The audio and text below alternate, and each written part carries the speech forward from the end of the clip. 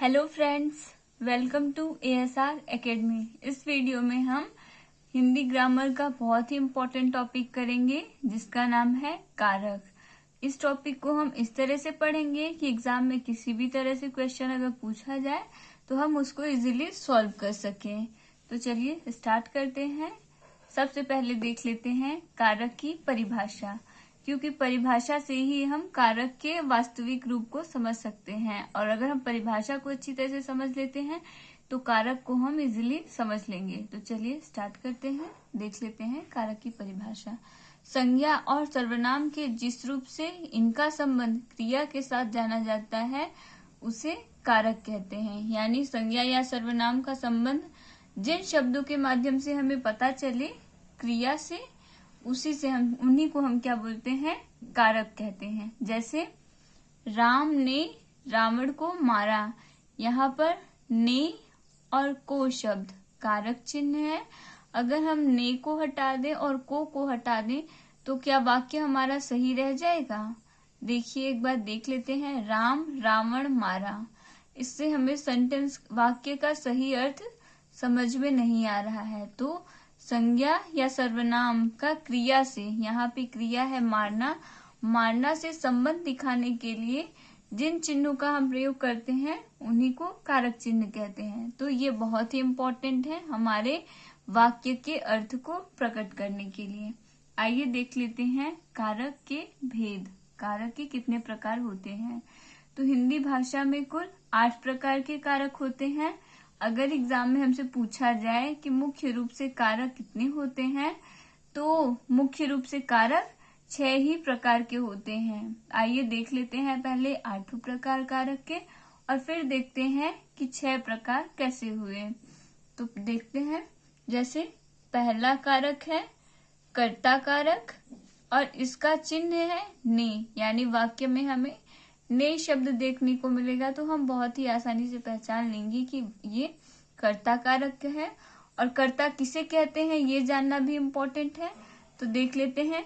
क्रिया को करने वाला जो भी होता है उसे कर्ता कहते हैं। जैसे राम खाना खाता है, तो खाना को खाने वाला राम है, तो यहाँ पे क्या हो जाएगा, राम कर्ता हो जाएगा। जो भी कार्य हो रहा है तो उसे कोई ना कोई करता है, और जो करता है किसी कार्य को उसी को हम क्या कहते हैं, हिंदी व्याकरण में कर्ता कहते हैं। वहीं दूसरा कारक है कर्म कारक। कर्म कारक का चिन्ह है को। वाक्य में हमें को देखने को मिले तो हम इजीली पहचान सकते हैं कि वहां पर कर्म कारक है। और कर्म को देख लेते हैं कि कर्म को हम किस तरह से पहचान सकते हैं, या कर्म है क्या चीज। तो देखिए, जिस पर क्रिया का फल या असर पड़ता है उसे हम क्या कहते हैं, कर्म कहते हैं। जैसे राम फल खाता है, तो राम के खाने का प्रभाव या असर फल पे पड़ेगा, क्योंकि मान लीजिए राम आम खा रहा है या फल खा रहा है तो वो फल धीरे धीरे खत्म होगा, यानी उस पर असर हम देख सकते हैं। कुछ क्रियाएं हैं जिन पर हम देख सकते हैं उनका प्रभाव, और कुछ क्रियाएं हैं जिनका प्रभाव हम नहीं देख सकते। लेकिन कर्म का यही परिभाषा है कि जिस भी क्रिया का फल जिस पर पड़ता है उसी को हम कर्म कहते हैं। नेक्स्ट देख लेते हैं तीसरा कारक। तीसरा कारक है करण कारक। इसका चिन्ह होता है से या फिर के द्वारा। यहाँ पे करण कारक से क्या तात्पर्य होता है, वह साधन जिसके द्वारा क्रिया होती है। जिस भी माध्यम से कोई कर्ता किसी कार्य को कर रहा है उसी को हम क्या कहेंगे, करण कारक कहेंगे। जैसे मोहन साइकिल से बाजार जाता है। अगर साइकिल ना हो तो मोहन बाजार कैसे जाएगा, मोहन साइकिल के द्वारा बाजार जाता है, तो यहाँ पे क्या हो जाएगा, साइकिल में करण कारक हो जाएगा। नेक्स्ट देख लेते हैं चौथा कारक। चौथा कारक है संप्रदान कारक। इसका चिन्ह है के लिए या फिर को। और संप्रदान कारक किसे कहते हैं, तो जिसके लिए क्रिया हो रही है, जिस किसी के लिए भी किसी क्रिया को किया जा रहा है उसी को क्या कहते हैं, संप्रदान कारक कहते हैं। यानी कारण, जिस कारण से क्रिया की जा रही है वही क्या हो गया, संप्रदान कारक हो गया। अगला देख लेते हैं, पांचवा टाइप है अपादान कारक। अपादान शब्द का अर्थ होता है अलगाव, किसी भी वस्तु या स्थान से अलगाव ही दर्शाता है अपादान कारक। और इसका चिन्ह है से, या और यहाँ पे से का अर्थ होता है अलग होना। तो जब भी हमें वाक्य में से चिन्ह देखने को मिले तो हम बहुत ही आसानी से फाइंड आउट कर सकते हैं कि कौन सा कारक है। लेकिन यहाँ पे स्टूडेंट ज्यादा कंफ्यूज होते हैं, क्योंकि अपादान कारक में भी से चिन्ह का प्रयोग होता है और करण कारक में भी हम देख सकते हैं कि से चिन्ह का प्रयोग होता है, लेकिन दोनों में बहुत ही ज्यादा डिफरेंस होता है। दोनों एक दूसरे से अलग होते हैं, इनका भावार्थ एक दूसरे से अलग होता है। और यहाँ पे अपादान कारक में से का अर्थ क्या होता है? अलग होने का भाव। ये हमेशा विच्छेद को दर्शाता है। नेक्स्ट देख लेते हैं, छठा कारक है अधिकरण कारक। इसका चिन्ह है में या पर। और ये क्या होता है? तो क्रिया करने का आधार होता है या स्थान होता है। जिस स्थान पर क्रिया की जा रही है या जिस वस्तु के ऊपर स्थिर होकर के कार्य किया जा रहा है, वही क्या होता है? अधिकरण कारक होता है। अब नेक्स्ट देख लेते हैं, संबंध कारक। संबंध कारक का चिन्ह होता है का, के, की, रा, रे, री। यानी वाक्य में अगर हमें का, के, की या रा, रे, री देखने को मिले तो हम इजीली पहचान सकते हैं कि यहाँ पर संबंध कारक है। और संबंध कारक कार्य का क्या करता है? तो संबंध कारक संबंध बताने वाला होता है, संबंध बताने का कार्य करता है। और आठवां टाइप है संबोधन कारक। ये क्या होता है? हे, हो, अरे। बेसिकली इसका यूज किया जाता है किसी को संबोधित करने के लिए, किसी को सावधान करने के लिए। और इनकी पहचान हम बहुत ही आसानी से कर सकते हैं। और ये किसी न किसी संज्ञा या सर्वनाम के लिए प्रयुक्त किए जाते हैं।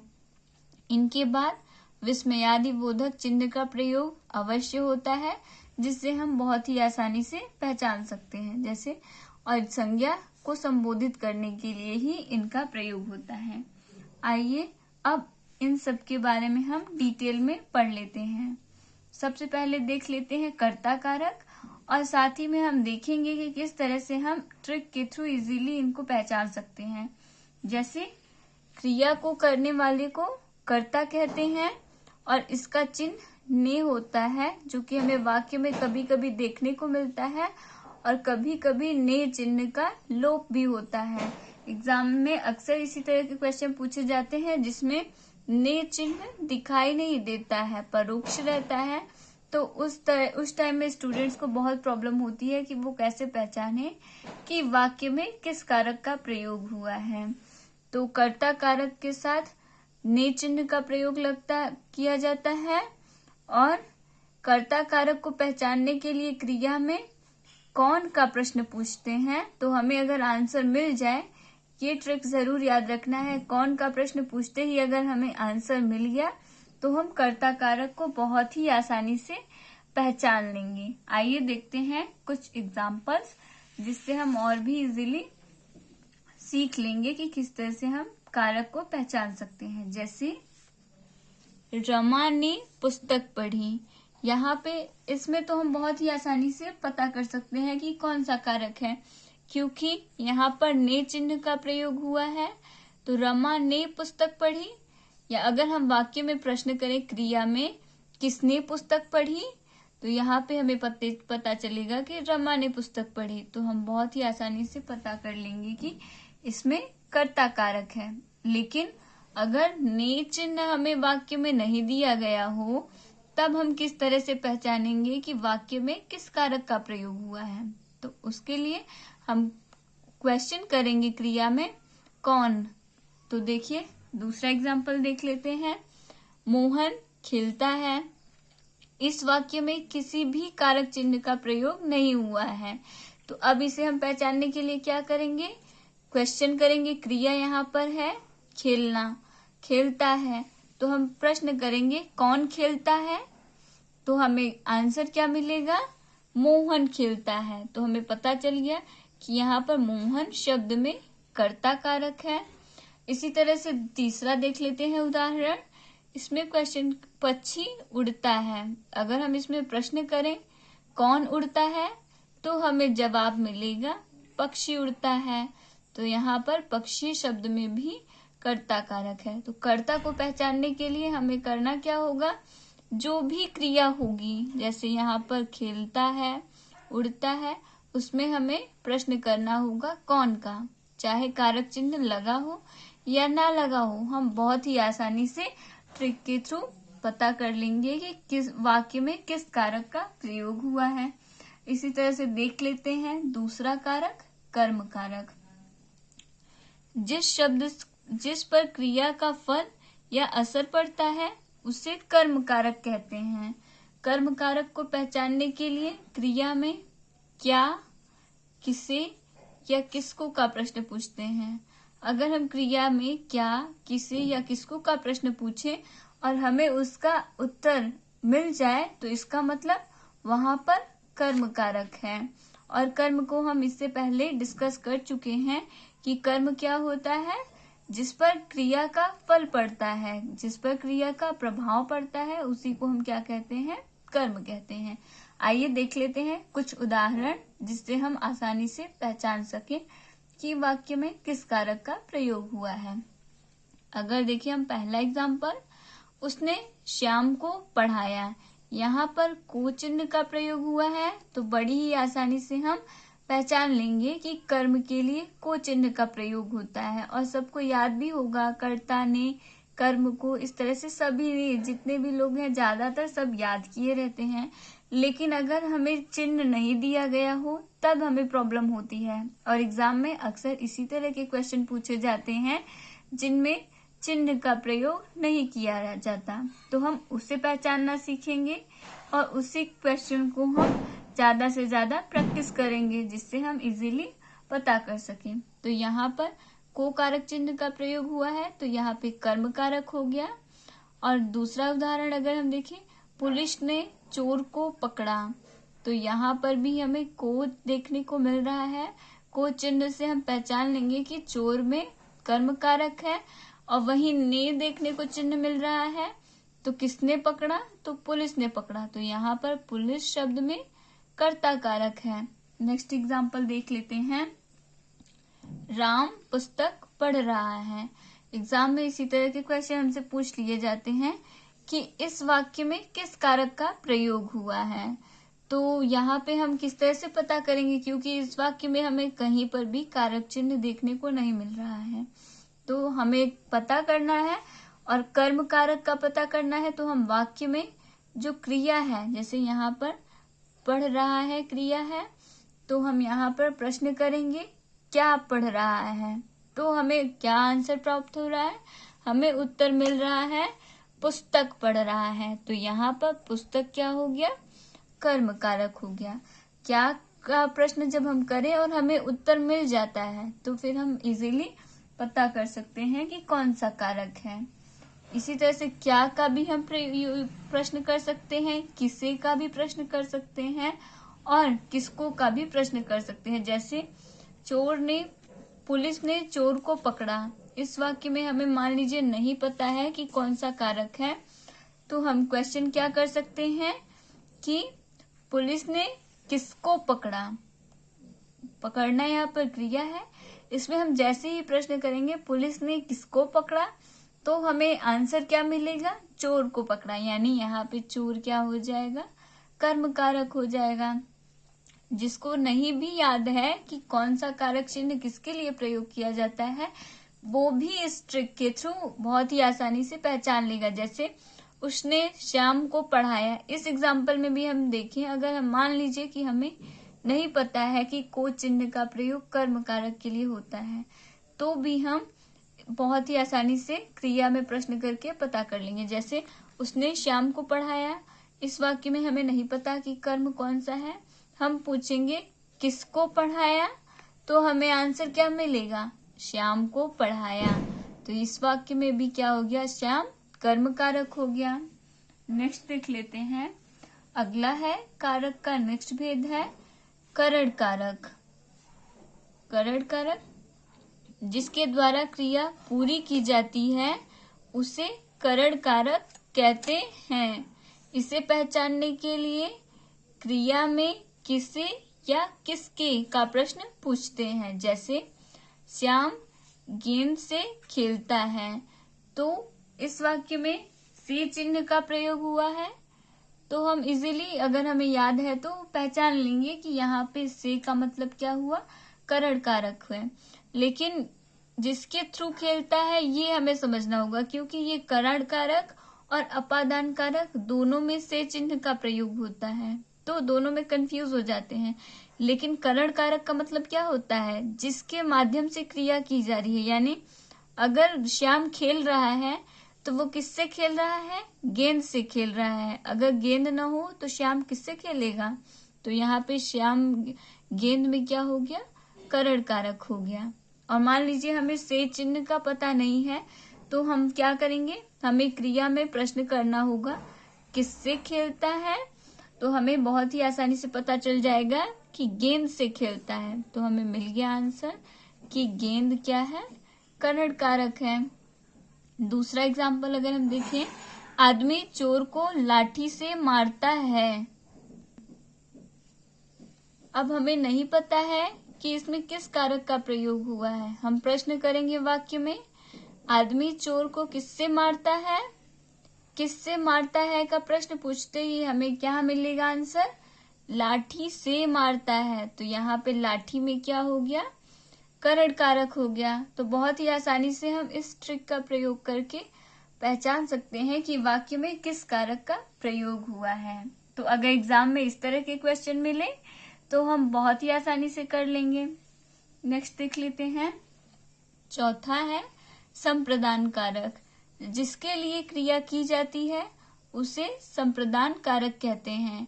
इसे पहचानने के लिए क्रिया में किसके लिए का प्रश्न पूछते हैं।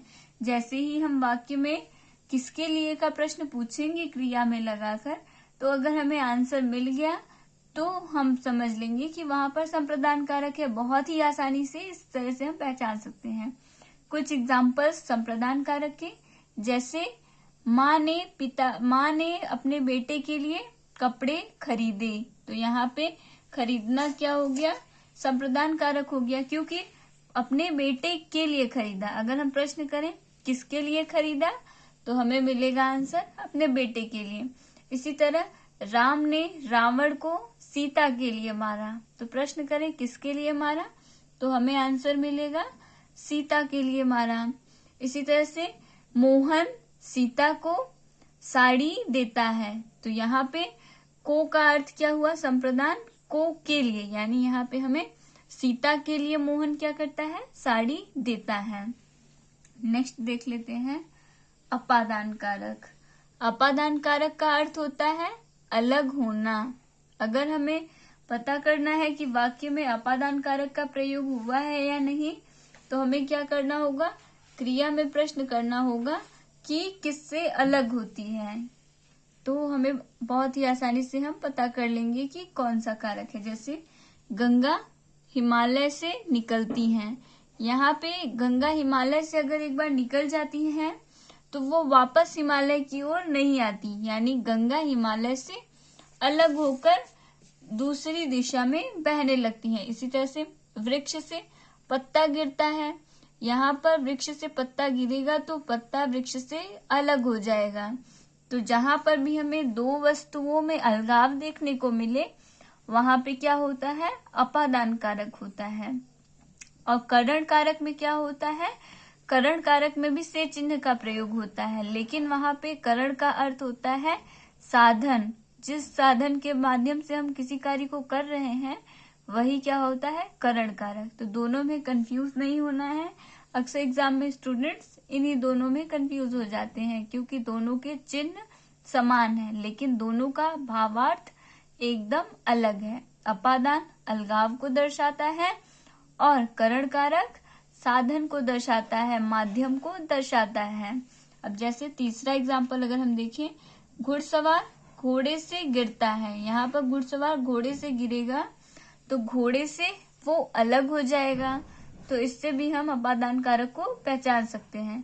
इसी तरह से मोहन विद्यालय से घर जाता है, इस वाक्य में भी अपादान कारक है क्योंकि मोहन विद्यालय से अलग हो रहा है। इस तरह के वाक्य जब हमें दिखे तो हमें बहुत ही आसानी से पहचान लेना है कि यहाँ पर अपादान कारक है। जैसे बच्चा छत से कूदा, तो बच्चा छत से अगर कूदेगा तो छत से अलग होगा, नीचे की तरफ गिरेगा, तो इस वाक्य में भी क्या हो जाएगा, अपादान कारक हो जाएगा। नेक्स्ट देख लेते हैं। अगला कारक है संबंध कारक।